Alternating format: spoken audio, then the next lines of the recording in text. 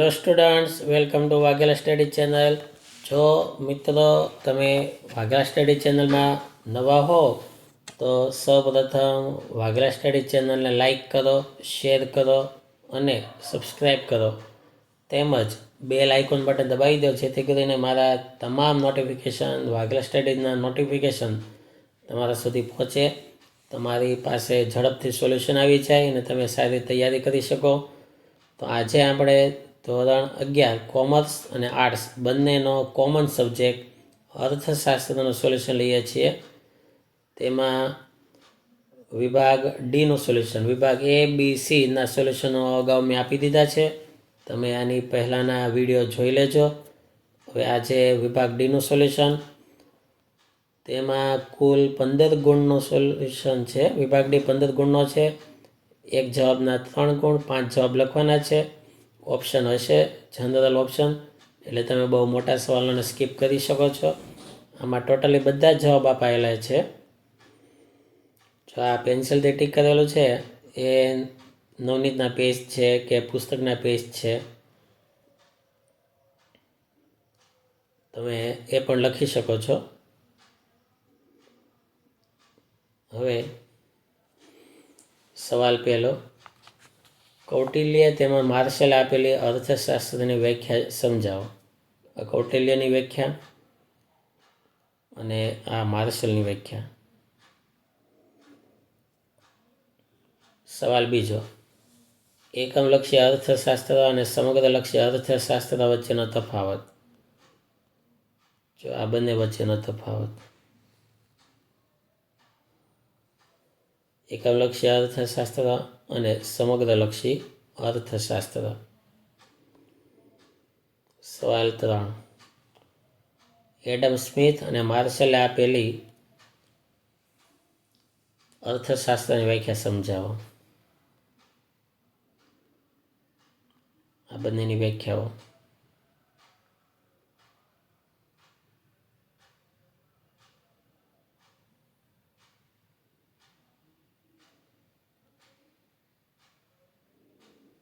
સવાલ ચોથો,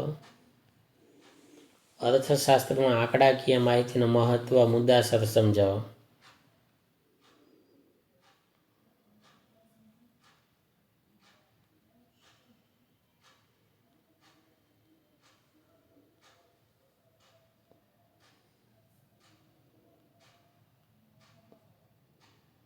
પછી સવાલ 5, અર્થશાસ્ત્ર અંગેના ભારતીય ચિંતનની માહિતી આપો.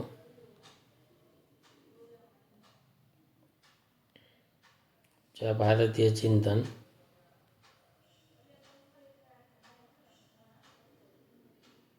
પછી સવાલ 6, અર્થશાસ્ત્ર વિશેનું મહત્વ ટૂંકમાં સ્પષ્ટ કરો. આ એનું મહત્વ, એમાં થોડાક પોઈન્ટ અહીંયા છે.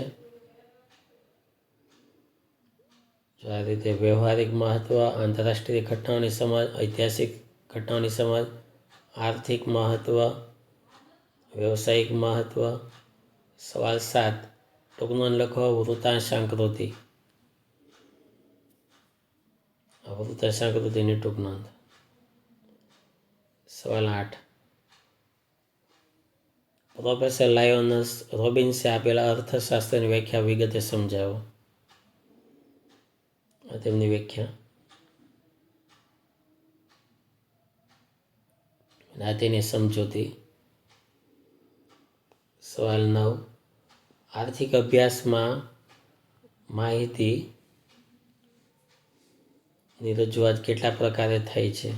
3 પ્રકારે થાય રજૂઆત. પહેલી, વર્ણનાત્મક રીતે, આંકડાઓ દ્વારા.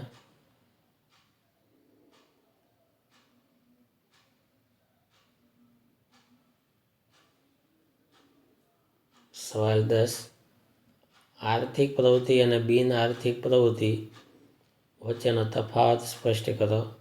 આ બંનેનો તફાવત.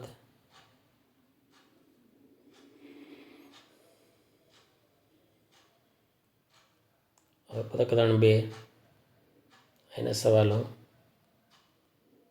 જવાબો. નિયોજકનો અર્થ આપી નિયોજકના લક્ષણો ટૂંકમાં સમજાવો. આ નિયોજકનો અર્થ અને આ નિયોજકના લક્ષણો.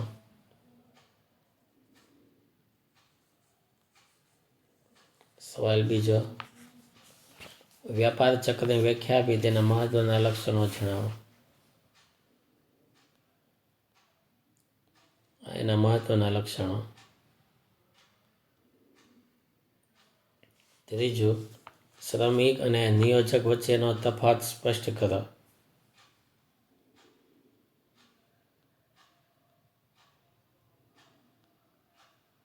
ચોથું, ઉત્પાદનના સાધનનો અર્થ ઉદાહરણ આપી સમજાવો.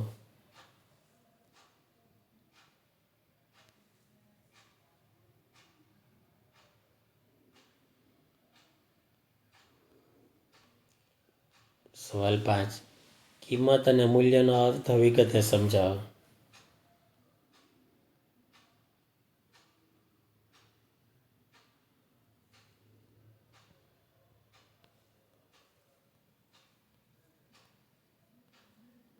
સવાલ 6, નિયોજક ઉત્પાદનનો નેતા છે, આ વિધાન સમજાવો.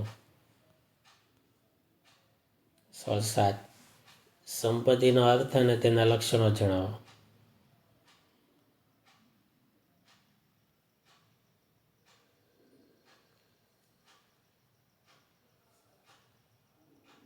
સવાલ 8, જમીનનો અર્થ અને તેના લક્ષણો જણાવો.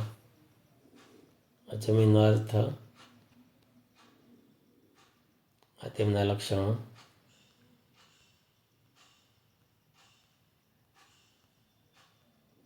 સવાલ 9, મૂડીનો અર્થ અને તેના લક્ષણો જણાવો.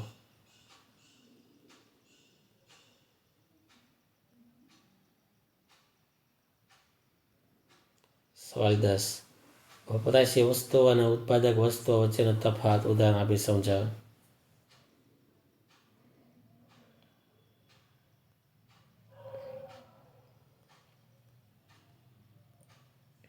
પ્રકરણ 4,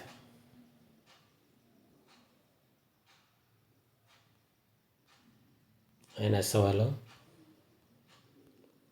જવાબ પહેલો, વ્યક્તિગત પુરવઠા અને બજાર પુરવઠા વચ્ચે શું ફરક છે? અનુસૂચિ સહિત સમજાવો.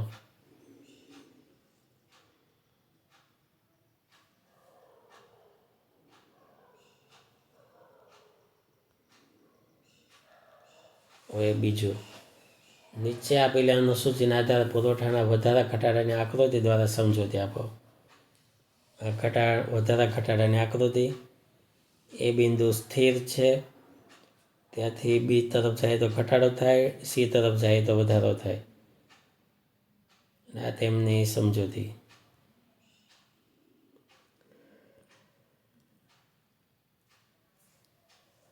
ત્રીજા ભાઈ આવી રીતે આકૃતિ દોરવાની અને આ તેની સમજૂતી.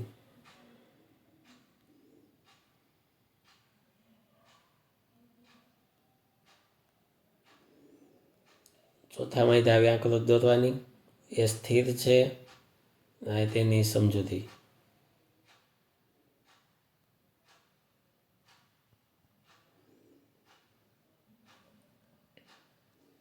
સવાલ 5, પુરવઠાને અસર કરતા વસ્તુની કિંમત સિવાયના પરિબળની વિગતે ચર્ચા કરો.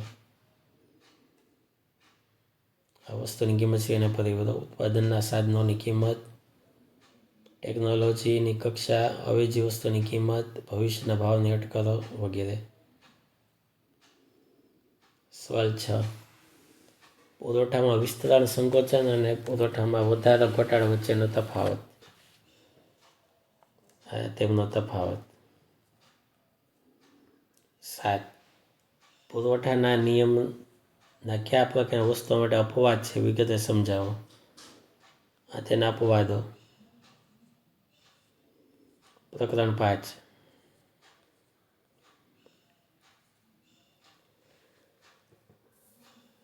પેલો જવાબ, સરેરાશ આવક અને સીમાંત આવક ઉદાહરણ આપી સમજાવો.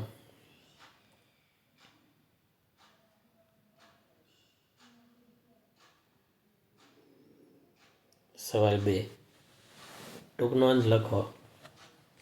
સરેરાશ સ્થિર ખર્ચ ઉદાહરણ અને આકૃતિ દ્વારા સમજાવો.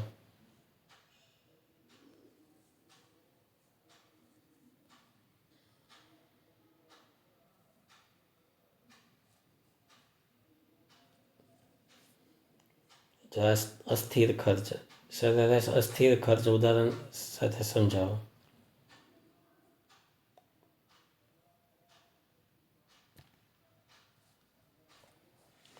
સવાલ ચોથો, સ્થિર ખર્ચ અને અસ્થિર ખર્ચ વચ્ચેનો તફાવત.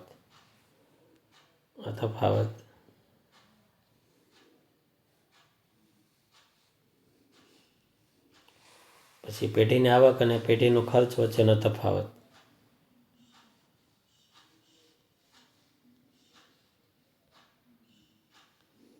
સવાલ 6, કુલ આવક અને કુલ ખર્ચના ખ્યાલોનું મહત્વ.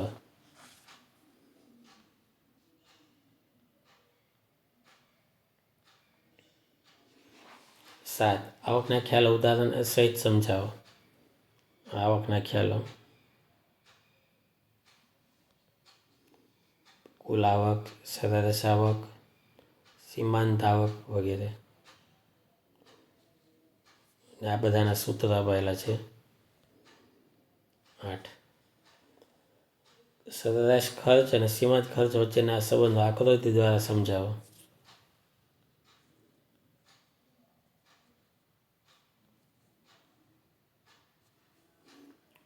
આ રીતે એક જ તે ગ્રાફમાં બંને બતાવી દેવાનું છે. સવાલ 9, સરેરાશ ખર્ચ અને સીમાંત ખર્ચને આકૃતિ દ્વારા સમજાવો.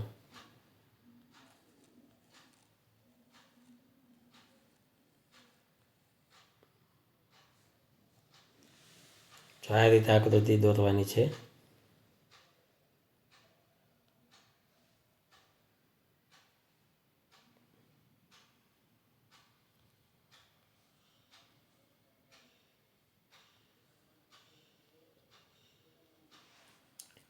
હવે છઠ્ઠો પાઠ.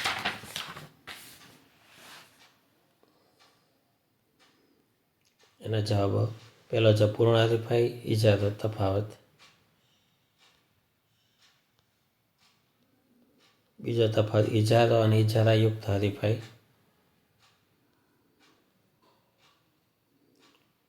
સવાલ 3, બજારનો અર્થ આપી તેના લક્ષણો જણાવો.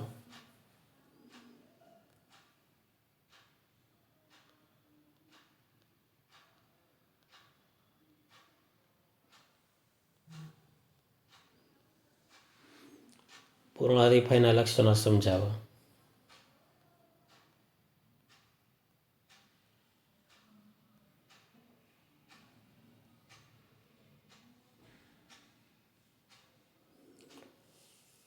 પેઢીની મુક્ત અવર જવર સમજાવો.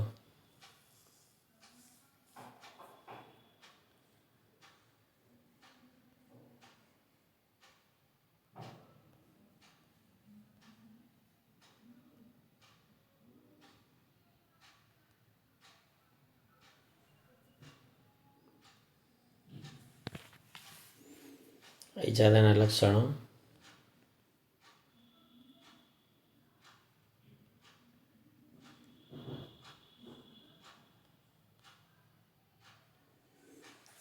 સવાલ 6, સ્થાન આધારિત બજાર.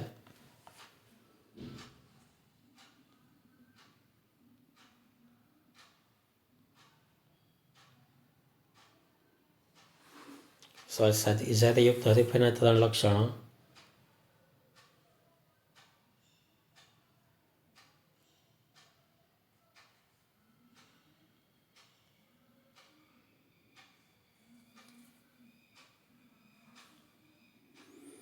આઠમો, અલ્પવાસ્તવિક ઇજારાના લક્ષણો.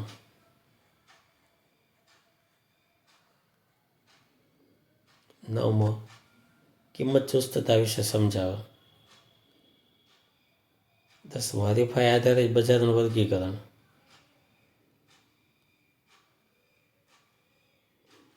પ્રકરણ 7, સવાલ પહેલો, ટૂંક નોંધ, પ્રાચીન ભારત.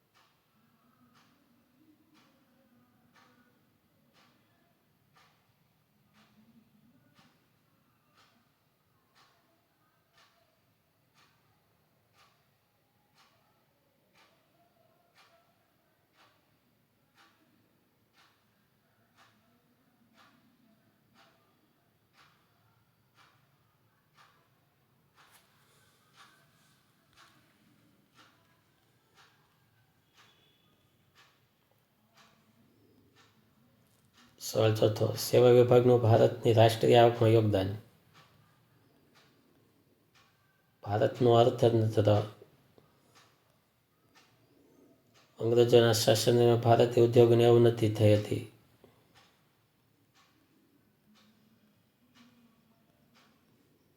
સાતમું, ભારતની વસ્તી વૃદ્ધિ ચર્ચો. પ્રકરણ 8મો છેલ્લું 8-9 છે ઉદારીકરણ અને તેના પરિવર્તનો. બીજો છે ખાનગીકરણ ને તેની પ્રક્રિયા. ખાનગીકરણ આ તેમની પ્રક્રિયા.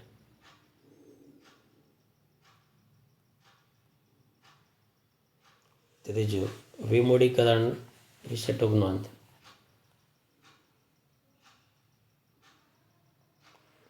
ચોથું, ટૂંક નોંધ વૈશ્વિકીકરણ. પાંચમું, વિમૂડીકરણનો અર્થ આપી તેના પ્રકારો. છઠ્ઠું, પ્રત્યક્ષ વિદેશી મૂડીરોકાણ અર્થ આપી તેનું સ્વરૂપ સમજાવો.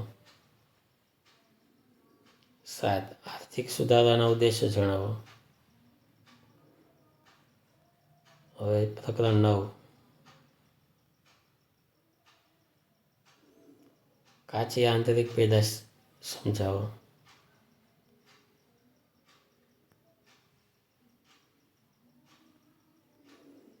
ત્રીજો, કાચી રાષ્ટ્રીય પેદાશ.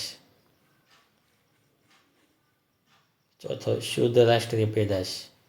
પાંચમો, વાસ્તવિક આવક વિશે સમજૂતી આપો.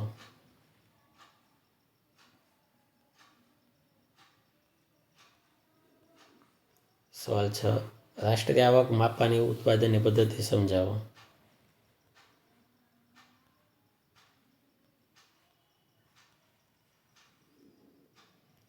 સાતમું, નાણાકીય આવક અને વાસ્તવિક આવક વચ્ચેનો તફાવત સ્પષ્ટ કર્યો.